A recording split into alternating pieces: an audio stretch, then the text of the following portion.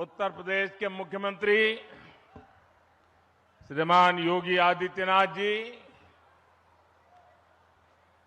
मंच पर विराजमान यूपी सरकार के अन्य मंत्रीगण, जनप्रतिनिधिगण, इस कार्यक्रम में मौजूद देश के खेल जगत से जुड़े सभी वरिष्ठ महानुभाव और मेरे प्यारे काशी के परिवारजनों,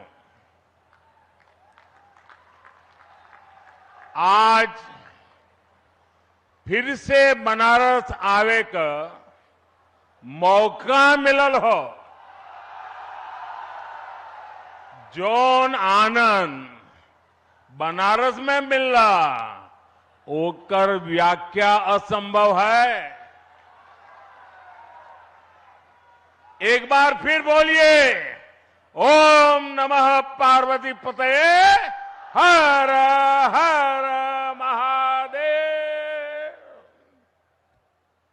आज मैं एक ऐसे दिन काशी आया हूं जब चंद्रमा के शिव शक्ति पॉइंट तक पहुंचने का भारत का 1 महीना पूरा हो रहा है।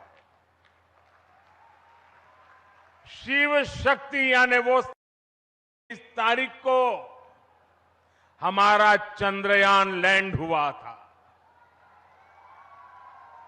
एक शिव शक्ति का स्थान चंद्रमा पर है, दूसरा शिव शक्ति का स्थान ये मेरी काशी में है।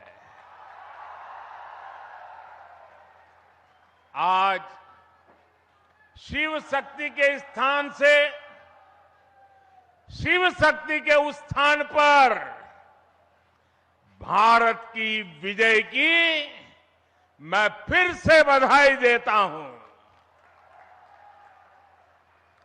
मेरे परिवारजनों,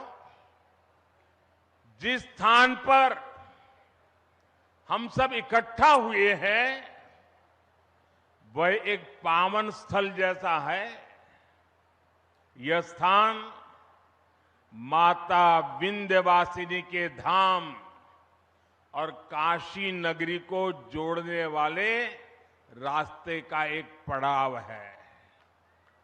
यहां से कुछ दूर पर भारतीय लोकतंत्र के प्रखर पुरुष और पूर्व केंद्रीय मंत्री राजनारायण जी का गांव मोतीकोट है।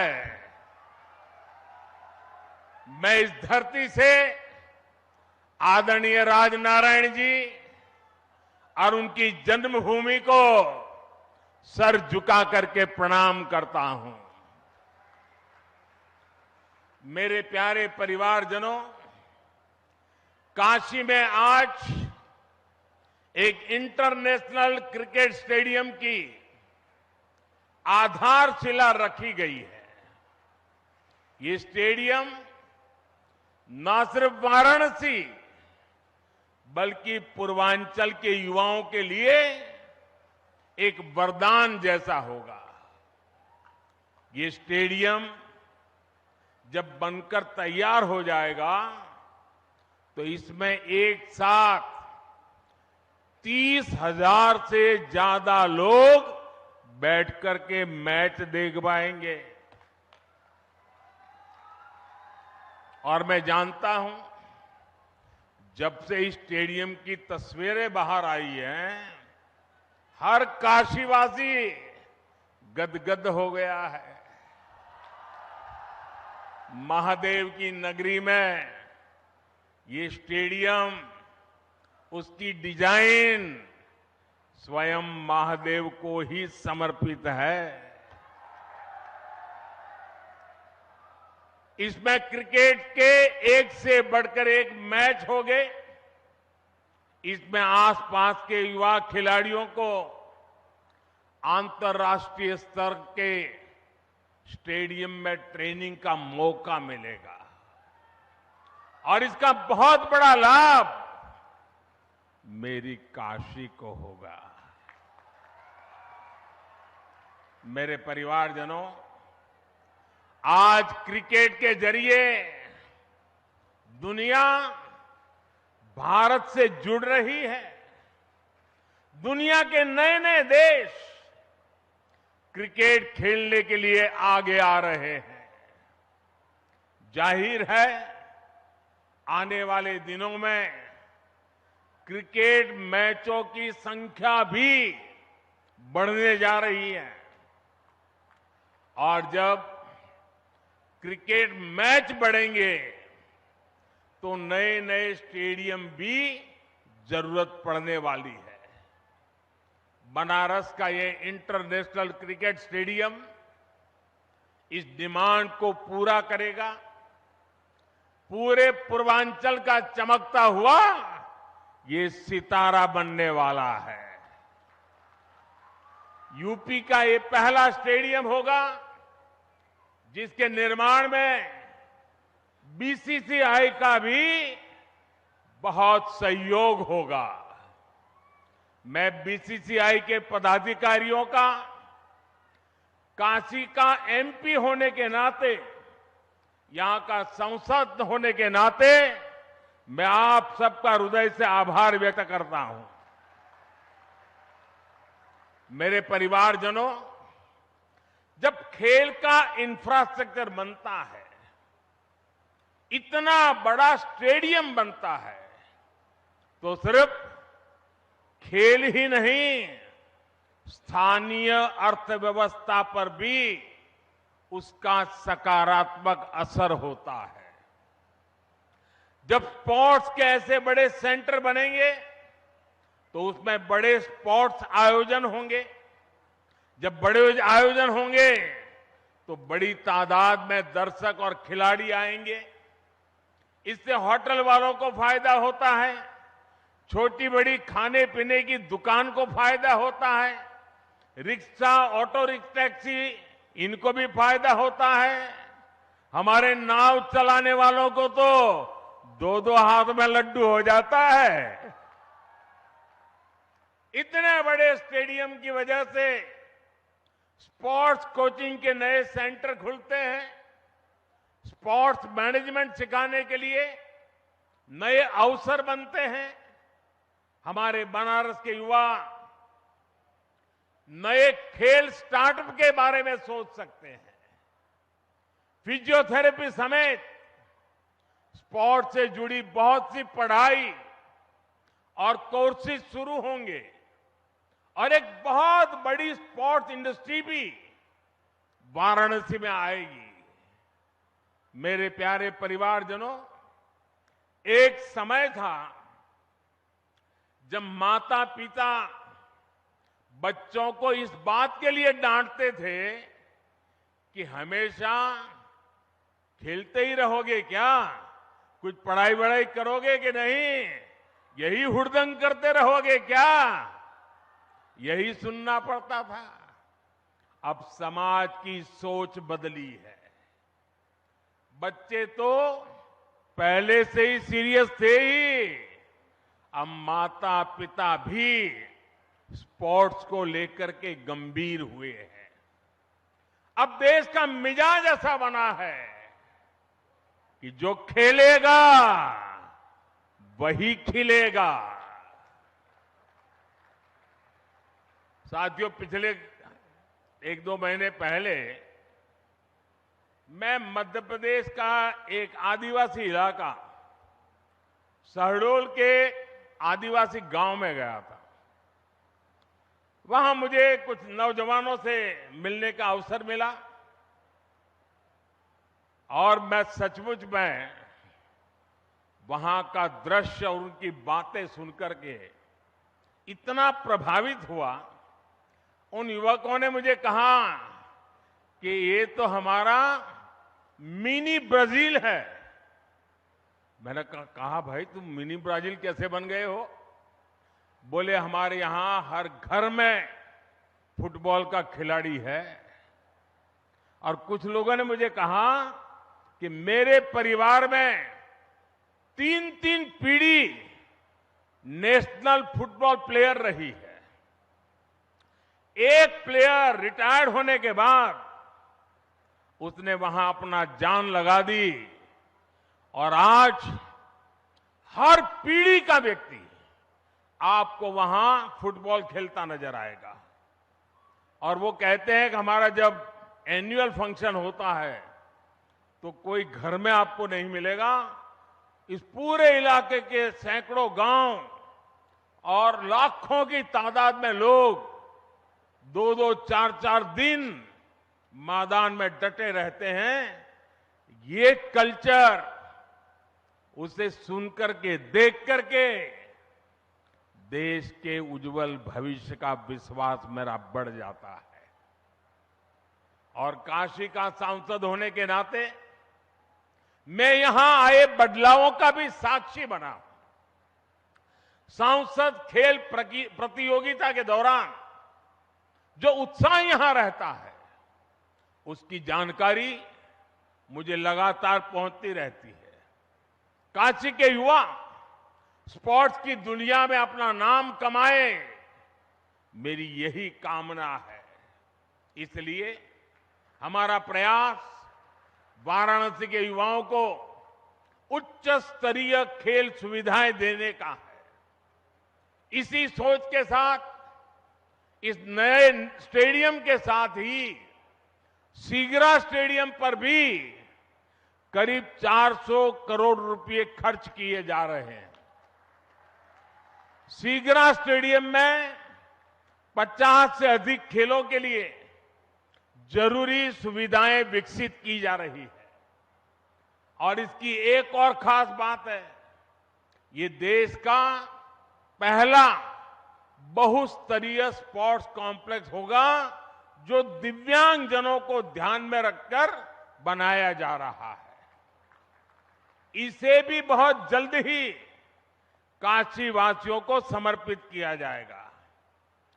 बड़ालालपुर, उसमें बना सिंथेटिक ट्रैक हो, सिंथेटिक बास्केटबॉल कोर्ट हो, अलग अलग अखाड़ों को प्रोत्साहन देना हो, हम नया निर्माण तो कर ही रहे हैं पर शहर की पुरानी व्यवस्थाओं को भी सुधार रहे हैं। मेरे परिवारजनों, खेलों में आज भारत को जो सफलता मिल रही है वो देश की सोच में आए बदलाव का परिणाम है। हमने स्पोर्ट्स को युवाओं की फिटनेस और युवाओं के रोजगार और उनकी कैरियर से जोड़ा है। 9 वर्ष पहले की तुलना में इस वर्ष केंद्रीय खेल बजट 3 गुना बढ़ाया गया है। खेलो इंडिया प्रोग्राम के बजट में तो पिछले वर्ष की तुलना में लगभग 70% वृद्धि की गई है। सरकार आज स्कूल से लेकर ओलंपिक पोडियम तक हमारे खिलाड़ियों के साथ टीम मेंबर बनकर साथ चलती है। खेलो इंडिया के तहत देश भर में स्कूल से यूनिवर्सिटी तक की खेल प्रतियोगिताएं हुई है। इनमें बड़ी संख्या में हमारी बेटियों ने भी हिस्सा लिया है। सरकार कदम कदम पर खिलाड़ियों की हर संभव मदद कर रही है। ओलंपिक पोडियम स्कीम भी ऐसा ही एक प्रयास है। इसके तहत देश के शीर्ष खिलाड़ियों को सरकार पूरे साल में खाने पीने, फिटनेस से लेकर ट्रेनिंग तक लाखों रुपए की मदद देती है। इसका परिणाम हम आज हर अंतर्राष्ट्रीय कंपटीशन में देख रहे हैं। अभी कुछ समय पहले ही वर्ल्ड यूनिवर्सिटी गेम्स में भारत ने इतिहास रचा है। इन गेम्स के इतिहास में कुल मिलाकर भारत ने जितने मेडल जीते थे पिछले कई दशकों में, उससे ज्यादा मेडल सिर्फ इस बार इस साल जीत करके हमारे बच्चे ले आए हैं। वैसे आज से एशियन गेम्स भी शुरू हो रहे हैं। एशियन गेम्स में हिस्सा लेने गए सभी भारतीय खिलाड़ियों को मैं अपनी शुभकामनाएं देता हूं। साथियों, भारत के गांव-गांव में, कोने-कोने में खेल प्रतिभाएं मौजूद है। खेलों के महारथी मौजूद है। जरूरी है इन्हें तलाशना और इन्हें तराशना। आज छोटे से छोटे गांवों से निकले युवा पूरे देश की शान बने हुए हैं। ये उदाहरण बताते हैं कि हमारे छोटे शहरों के खिलाड़ियों में कितना टैलेंट है, कितनी प्रतिभा है। हमें इस टैलेंट को ज्यादा से ज्यादा अवसर देने हैं। इसलिए खेलो इंडिया अभियान से आज बहुत कम उम्र में ही देश के कोने-कोने में टैलेंट की पहचान की जा रही है। खिलाड़ियों की पहचान करके उन्हें इंटरनेशनल लेवल का एथलीट बनाने के लिए सरकार हर कदम उठा रही है। आज इस कार्यक्रम में बहुत से दिग्गज खिलाड़ी हमारे बीच विशेष तौर पर पधारे हैं। स्पोर्ट्स की दुनिया में उन्होंने देश का नाम रोशन किया है। काशी से ये स्नेह दिखाने के लिए मैं उन सबका विशेष रूप से आभार व्यक्त करता हूं।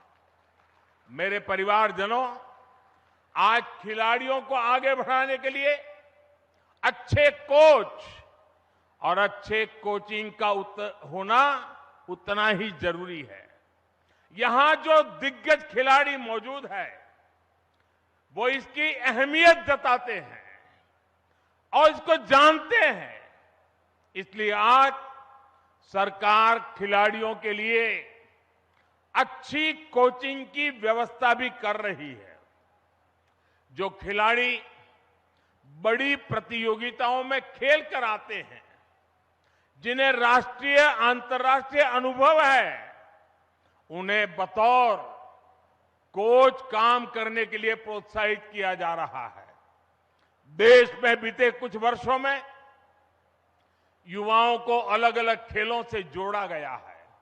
साथियों, सरकार गांव-गांव में जो आधुनिक खेल के इंफ्रास्ट्रक्चर का निर्माण कर रही है, उससे गांव के छोटे कस्बों के खिलाड़ियों को भी नए मौके मिलेंगे। पहले बेहतर स्टेडियम सिर्फ दिल्ली, मुंबई, कोलकाता, चेन्नई ऐसे बड़े शहरों में ही उपलब्ध थे। अब देश के हर कोने में, देश के दूर सुदूर इलाकों में भी खिलाड़ियों को ये सुविधाएं देने की कोशिश हो रही है। मुझे खुशी है कि खेलो इंडिया प्रोग्राम के तहत जो स्पोर्ट्स इंफ्रास्ट्रक्चर बनाया जा रहा है, उसका बहुत अधिक लाभ हमारी बेटियों को हो रहा है। अब बेटियों को खेलने के लिए, ट्रेनिंग के लिए घर से ज्यादा दूर जाने की मजबूरी कम हो रही है। साथियों, नई नेशनल एजुकेशन पॉलिसी में खेल को उसी कैटेगरी में रखा गया है जैसे साइंस, कॉमर्स या दूसरी पढ़ाई हो। पहले खेल को सिर्फ एक एक्स्ट्रा एक्टिविटी माना जाता था, लेकिन अब ऐसा नहीं है। अब स्पोर्ट्स को स्कूलों में बाकायदा एक विषय की तरह पढ़ाए जाना तय हुआ है। ये हमारी सरकार है जिसने देश की पहली नेशनल स्पोर्ट्स यूनिवर्सिटी मणिपुर में स्थापित की है। यूपी में भी स्पोर्ट्स फैसिलिटी पर हजारों करोड़ रुपए खर्च किए जा रहे हैं। गोरखपुर के स्पोर्ट्स कॉलेज के विस्तार से लेकर मेरठ में मेजर ध्यानचंद खेल यूनिवर्सिटी बनाने तक हमारे खिलाड़ियों के लिए नए स्पोर्ट्स सेंटर बनाए जा रहे हैं। साथियों, देश के विकास के लिए खेल सुविधाओं का विस्तार बहुत आवश्यक है। ये न सिर्फ खेलों के लिए बल्कि देश की साख के लिहाज से भी महत्वपूर्ण है। हम में से कई लोग दुनिया के कई शहरों को सिर्फ इसलिए जानते हैं क्योंकि वहां पर बड़े अंतर्राष्ट्रीय खेलों का आयोजन हुआ। हमें भारत में भी ऐसे सेंटर बनाने होंगे जहां ऐसे अंतर्राष्ट्रीय खेल आयोजन किए जा सके। यह स्टेडियम जिसकी आधारशिला आज रखी गई है, खेलों के प्रति हमारे इसी संकल्प का साक्षी बनेगा। ये स्टेडियम बस ईंट और कंक्रीट से बना हुआ एक मैदान नहीं होगा, बल्कि ये भविष्य के भारत का एक भव्य प्रतीक बनेगा। मैं खुद को भाग्यशाली मानता हूं कि हर विकास कार्य के लिए मेरी काशी अपना आशीर्वाद लिए मेरे साथ खड़ी रहती है। आप लोगों के बिना काशी में कोई भी कार्य सिद्ध नहीं हो सकता है। आपके आशीर्वाद से हम काशी के कायाकल्प के लिए इसी तरह विकास के नए अध्याय लिखते रहेंगे।